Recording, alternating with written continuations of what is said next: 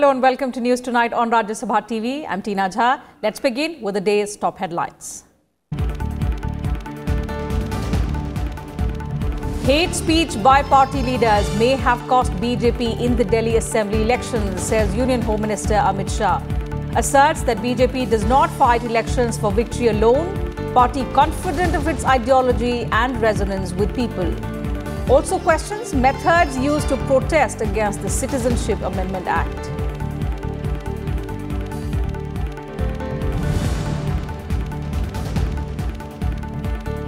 Abrogation of Article 370, an internal administrative decision overwhelmingly endorsed by the Indian Parliament. Vice President M. Venkaiah Naidu tells visiting Canadian Senate delegation, calls outside interference in India's internal matters unwarranted. Underscores opportunity to strengthen Indo-Canadian relationship.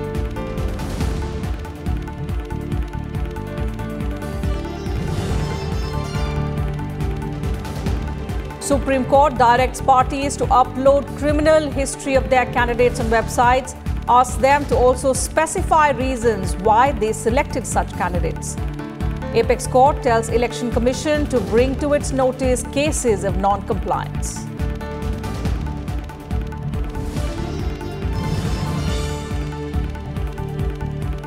The poll panel announces panchayat elections from 5th of March to the 20th in Jammu and Kashmir. In the first electoral exercise after Jammu and Kashmir became a union territory, polls to be held in 8 phases for 13,000 vacant posts of punts and sarpants.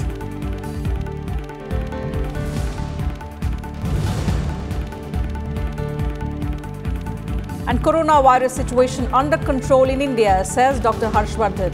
In an exclusive interview to Rajya Sabha TV, Union Health Minister informs that adequate medicines are available for patients. Health Ministry also holds high-level meeting on preventive steps. Over 250,000 people undergo thermal screening at 21 airports.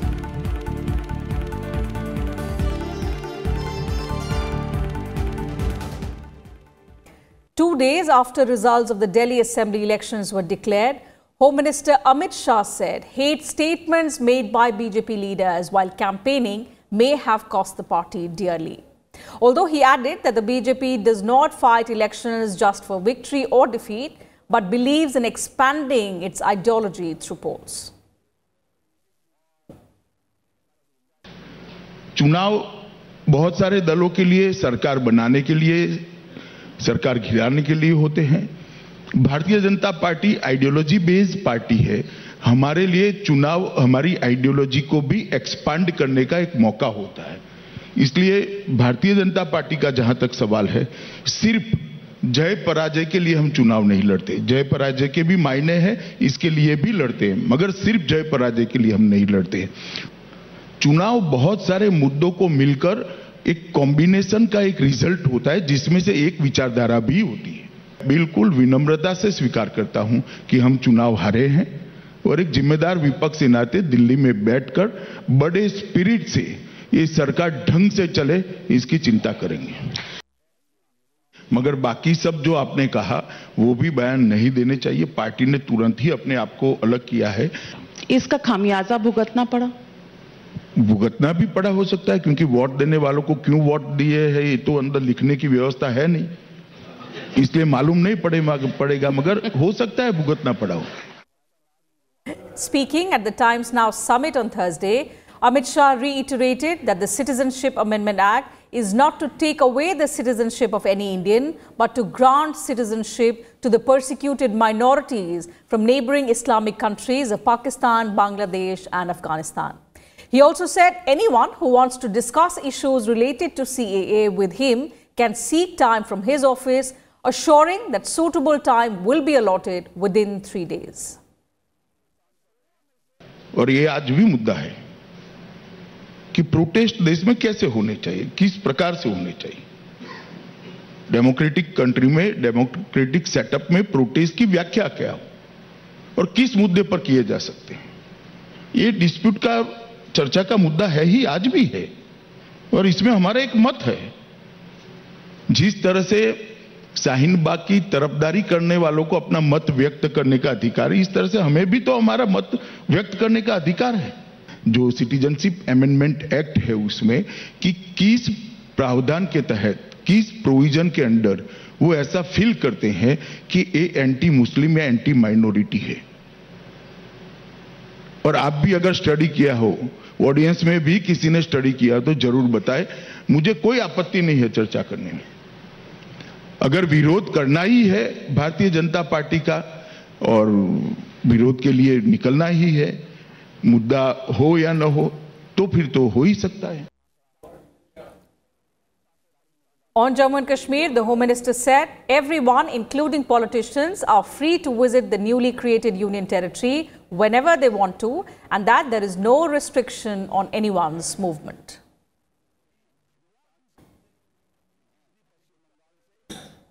And Home Minister Amit Shah has also said India has adopted a zero-tolerance policy towards narcotics.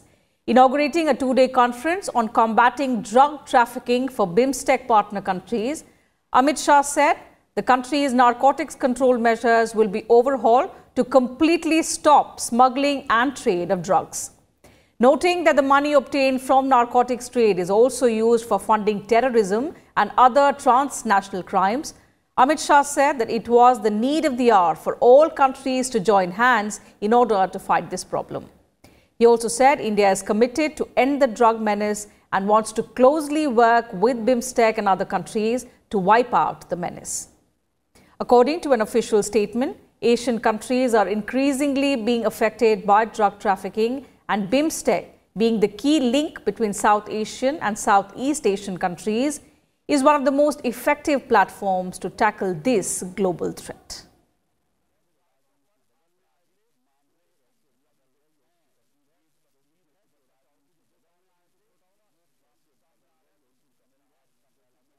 हमने मादक पदार्थों की तस्करी एवं व्यापार को पूर्णतया control करने के लिए एक सुगठित नीति बनाई है और इसका आमूलचूल परिवर्तन प्रोसिक्यूशन एजेंसी का, प्रोसिक्यूशन के खाके का और सभी एजेंसियों के बीच में कोऑर्डिनेशन का एक आमूलचूल परिवर्तन कर एक अभेद व्यवस्था हम यहां खड़ी करने भारत में जा रहे हैं। मैं आज आप सबको आश्वस्त करना चाहता हूं कि हम दुनिया में से कहीं से भी भारत में मादक पदार्थों को आने भी नहीं देंगे और भारत से कहीं पर जाने भी नहीं देंगे। पूरी दुनिया में मादक पदार्थों की तस्करी को रोकने के लिए हम कृतनिश्चयी। नशे का व्यापार आतंकियों और देश विरोधी तत्वों, समाज विरोधी तत्वों के लिए भी आमदनी का एक बड़ा जरिया है। इन देश विरोधी तत्वों के पास नशे के व्यापार से कमाया गया पैसा देश और समाज को अस्थिर करने के लिए इस्तेमाल किया जाता है और ये डर्टी मनी, इसका उपयोग आतंकवाद को पोषने के लिए, बढ़ाने के लिए होता है। आंकड़े बताते हैं कि पूरे विश्व में अवैध मादक पदार्थों की तस्करी से लगभग $400 बिलियन का वार्षिक लेन देन होता है। हम कल्पना कर सकते हैं कि इस काले धन का उपयोग किन किन असामाजिक और असंवैधानिक गतिविधियों में किया जाता होगा। A parliamentary delegation from Canada, led by George J. Furey, who is the Speaker of the Senate, called on Vice President M. Venkaiah Naidu on Thursday. During the meet, Vice President M. Venkaiah Naidu said that abrogation of Article 370 was an internal administrative decision concerning the welfare of Indian citizens and was carried out in strict compliance with constitutional provisions.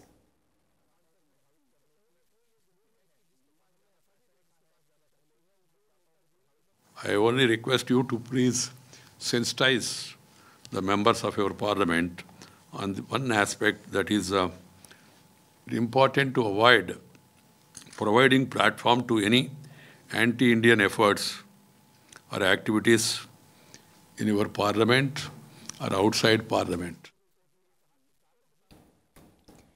The Vice President also underscored the importance of strengthening Indo-Canadian relationship.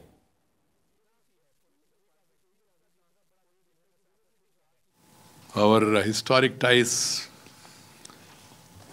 both countries, we have historically, we have good relations and we have common shared values, and both of us are democracies and we believe in openness and multilateralism. This is the commonality between both of our countries. And the bilateral trade between both the countries is increasing.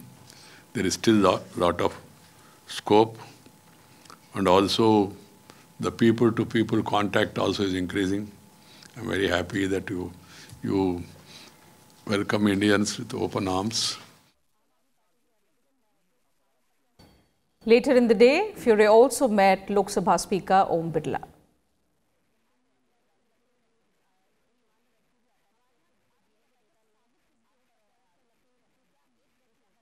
On to some other news. The Supreme Court has directed all political parties to upload details of pending criminal cases against their candidates contesting polls on their website. Noting that there has been an alarming increase in criminalization of politics, the Apex Court said political parties will also have to upload reasons for selecting such candidates with pending criminal cases on their website. A bench headed by Justice F. Nariman also directed political parties to publish these details on social media platforms like Facebook and Twitter, and in one local vernacular and one national newspaper as well. In fact, the top court also said political parties will have to submit a compliance report in this regard to the Election Commission within 72 hours of selecting candidates having pending criminal cases against them. The court directed that the poll panel should bring it to the notice of the Apex Court in case of failure of political parties to comply with its directions. The Apex Court passed orders on a contempt plea which claimed that directions given in its September 2018 verdict relating to disclosure of criminal antecedents by candidates are not being followed. माननीय supreme court ने 7 direction पास किया है। माननीय supreme court ने कहा है अब political party अगर किसी दागी आदमी को टिकट देती हैं तो उनको उसका कारण बताना पड़ेगा कि क्या उस क्षेत्र में, उस लोकसभा के क्षेत्र में या उस विधानसभा के क्षेत्र में उनको एक भी आदमी साफ सुथरा नहीं मिला, एक भी आदमी ऐसा नहीं मिला जिसके खिलाफ कोई अपराध न हो, और यदि वो देती हैं तो उसके बाद उनको 48 घंटे के अंदर उस कैंडिडेट का पूरा विस्तृत ब्यौरा, उसके अपराधों का पूरा ब्यौरा, उसके खिलाफ एफआईआर कितनी हुई है, एफआईआर कहाँ हुई है, एफआईआर किन धाराओं में हुई है, चार्जेस फ्रेम हुआ कि नहीं हुआ, कितने, क्या पूरे ट्रायल की क्या स्टेज है, ये पूरा विस्तृत ब्यौरा 48 घंटे के अंदर सभी पॉलिटिकल पार्टियों को अपने फेसबुक और ट्विटर पे डालना पड़ेगा। 48 घंटे के अंदर उस कैंडिडेट का पूरा ब्यौरा उनको इलेक्ट्रॉनिक मीडिया और प्रिंट मीडिया में भी पब्लिश करना पड़ेगा। इसके अलावा 72 घंटे के अंदर यदि कोई पॉलिटिकल पार्टी किसी दागी को टिकट देती है एमएलए और एमपी का, उसको इलेक्शन कमीशन को बताना पड़ेगा एफिडेविट पे कि क्या कारण है कि वो दागी को टिकट दे रही है, किसी एक गैर दागी आदमी को टिकट नहीं दे रही है। इसके अलावा सुप्रीम कोर्ट ने ये भी कहा है ये पूरा का पूरा जो हमारा ऑर्डर है इसके कंप्लायंस कराना इलेक्शन कमीशन की जिम्मेदारी है। यदि कोई पॉलिटिकल पार्टी सुप्रीम कोर्ट के इस जजमेंट का कंप्लायंस नहीं करती है तो उसको कंटेम्प्ट ऑफ सुप्रीम कोर्ट माना जाएगा। ये अपने आप में बहुत ही ऐतिहासिक फैसला है। आज तक ये ऐसा कभी नहीं हुआ, अब ये पहली बार हो रहा है कि जो राजनीतिक दल अपराधियों को टिकट देंगी और उसका विस्तृत ब्यौरा इलेक्ट्रॉनिक मीडिया, प्रिंट मीडिया और सोशल मीडिया में पब्लिश नहीं करेंगी, उसको सुप्रीम कोर्ट का कंटेम्प्ट माना जाएगा। And the Supreme Court on Thursday deferred till Friday hearing on the centre's petition seeking separate execution of the 4 convicts in the Nirbhaya gang rape and murder case. The court has asked the convicts to file their counter replies also by Friday.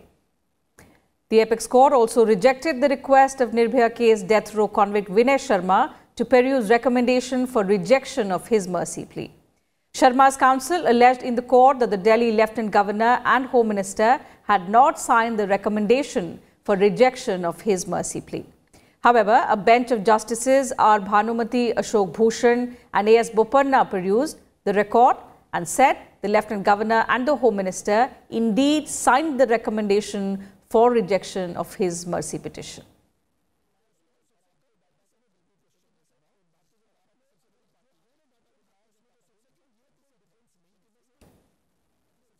And slipping into a short break here, but more news and updates will continue on the other side. Do stay with us.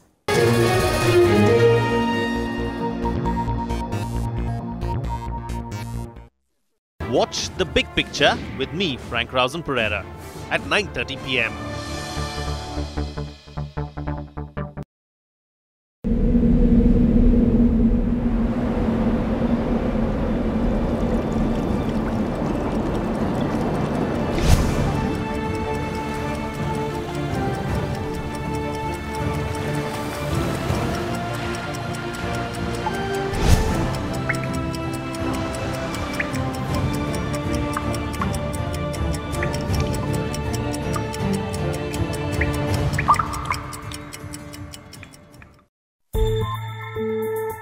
Ayushman भव में call कीजिए शनिवार सुबह 11 से 12 बजे।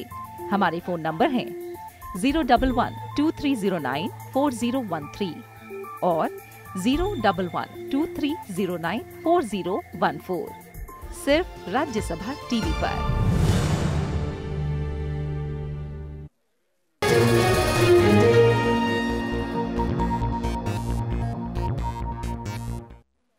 Welcome back. You're watching News Tonight on Rajya Sabha TV. Panchayat elections in the vacant seats of Jammu and Kashmir have been announced. The Panchayat elections will be held in March. The Chief Electoral Officer of Jammu and Kashmir, Shailendra Kumar, made the announcement on Thursday, declaring the dates for Panchayat elections in the newly created Union Territory. The Panchayat elections will be held in 8 phases on the 5th of March, the 7th, 9th, 12th, 14th, 16th, 18th and the 20th. The first notification for the process will be issued on the 15th of February.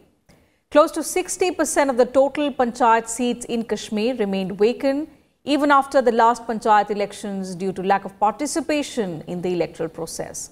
So these vacant seats will be filled now.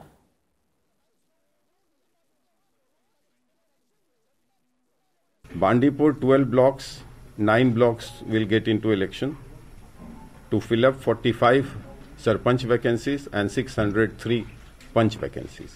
Srinagar 4 blocks, all 4 blocks will get into election to fill up 9 vacant Sarpanch vacancy and 155 Panch vacancy. The second batch of 25 foreign envoys from the European Union and Gulf countries visited Jammu on Thursday. They held a series of meetings to get first-hand information about the ground situation following the abrogation of Article 370. The envoys held meetings with Lieutenant Governor G.C. Murmu, and they also visited the High Court and met Chief Justice of Jammu and Kashmir there, Justice Geeta Mittal. The batch includes envoys from Germany, Canada, France, New Zealand, Mexico, Italy, Afghanistan, Austria, Uzbekistan, Poland, as well as envoys of the European Union countries. The envoys visited Srinagar on Wednesday and also met Kashmiri traders, businesswomen and entrepreneurs. They also discussed various issues related to trade and tourism in Kashmir. Senior army officers also briefed them about the present security situation in Jammu and Kashmir.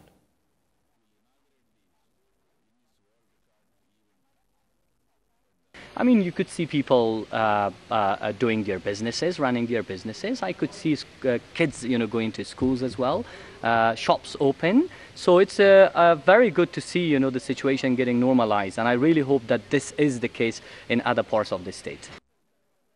A high-level group of ministers constituted at the direction of Prime Minister Narendra Modi held its second meeting on Thursday to review the current status and actions to prevent the novel coronavirus. Speaking exclusively to Rajya Sabha TV, Union Health Minister Dr. Harshvardhan said the government has stocked up on medical supplies to face any eventuality.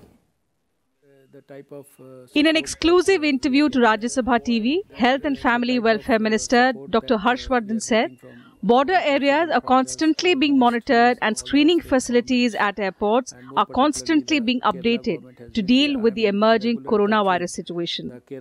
He said flights arriving from Bangkok, Singapore, Kuala Lumpur and Hong Kong are being screened for new cases. We had started all our precautions and screening and everything possible that we should have done on 17th of January itself. issuing advisories to the states, issuing advisories to the passengers, travelers going to China or likely to come back from China, and also starting screening at all the major airports. So far, 2,51,447 people travelling in 2,315 flights have been screened. 15,991 people are on community surveillance. At our level, we are coordinating with the whole country, the health secretaries, the union health secretaries, coordinating with all the secretaries of all the other departments in the government. The Prime Minister made a group of ministers committee with me as the chairman and the other my distinguished colleagues there on that committee. They are also monitoring everything. One of the 3 medical students who tested positive for the novel coronavirus infection and was being treated at a hospital in Kerala has been discharged after recovery. The Health Minister also said the External Affairs Ministry is doing its best to help stranded Indian crew members and tourists aboard the cruise ship Diamond Princess quarantined near Yokohama in Japan. Kriti Mishra, Rajya Sabha TV. You can watch the entire interview with the Union Health Minister, Dr. Harshvardhan, tonight at 10:30 p.m. In some other news, the Pravasi Bharatiya Kendra in Delhi has been renamed Sushma Swaraj Bhavan, while the Foreign Services Institute has been renamed Sushma Swaraj Institute of Foreign Service. On the eve of the birth anniversary of the late leader, the Ministry of External Affairs announced the honour for her. External Affairs Minister S. Jaishankar said that the renaming of the 2 institutes was a fitting tribute to a great public figure who continues to inspire. In a 4-decade-long political career, Sushma Swaraj was elected to the Lok Sabha 4 times and the Rajya Sabha thrice. She served as the Minister of External Affairs, Information and Broadcasting, Parliamentary Affairs, also Health and Family Welfare, and was also the leader of opposition in Lok Sabha. She also served as the Chief Minister of both Delhi and Haryana.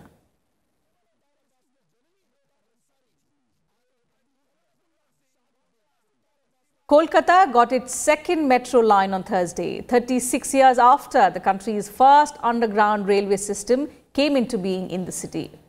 The first phase of the East-West Metro it was flagged by Railway Minister Piyush Goyal.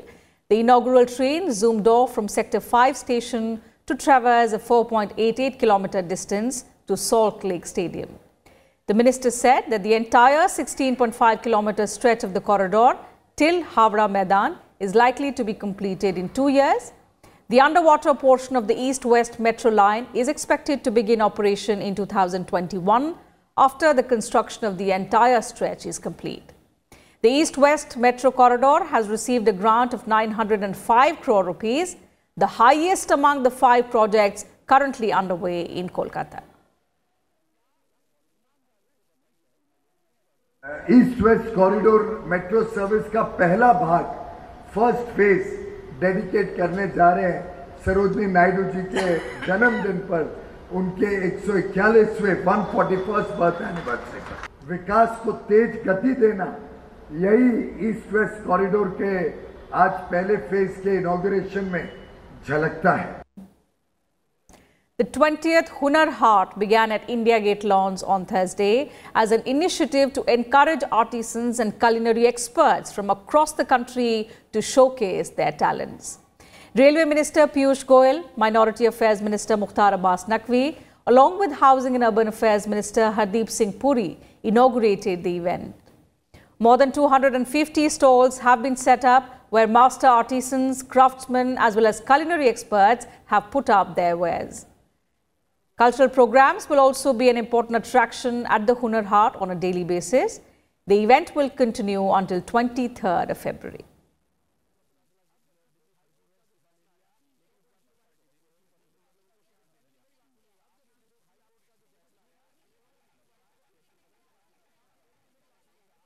एक प्रकार से लाखों कारीगरों की छुपी हुई प्रतिभा को निखारने का काम हुनर हाट के द्वारा हो रहा है और 3 लाख लोगों को तो आपने कहा कि रोजगार मिला है, लेकिन मेरा मानना है कि 3 लाख के साथ साथ इनडायरेक्ट पूरा जो इकोसिस्टम डेवलप हुआ होगा, एक एक व्यक्ति के साथ जो और लोग जुड़ेंगे, जिस प्रकार से जो कई डाइंग आर्ट्स हैं, कई सारे ऐसे हमारे विरासत में मिले हुए प्रतिभा है जो आस्ते आस्ते खत्म होती जा रही है। जो आर्ट्स वर्षों में प्रगति नहीं कर पाए उनको एक मौका मिलेगा।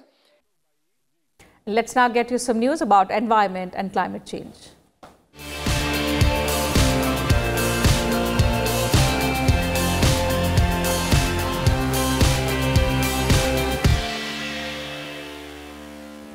A recent report of the International Energy Agency says that the global emissions of carbon dioxide in 2019 were same as what it was in the year 2018. Last year, around 33 billion metric tons of carbon dioxide were emitted worldwide from energy usage, and the amount remained unchanged in 2019 as well, even as the world economy expanded by nearly 3%. Global carbon dioxide emissions from coal use declined by almost 200 million tons, or 1.3% from 2018 levels. But at the same time, emissions from oil and natural gases increased during this period.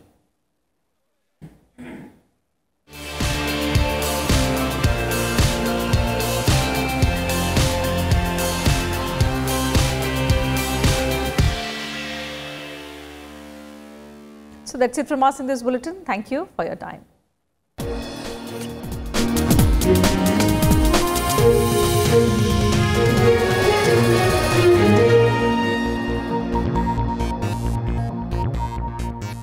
Watch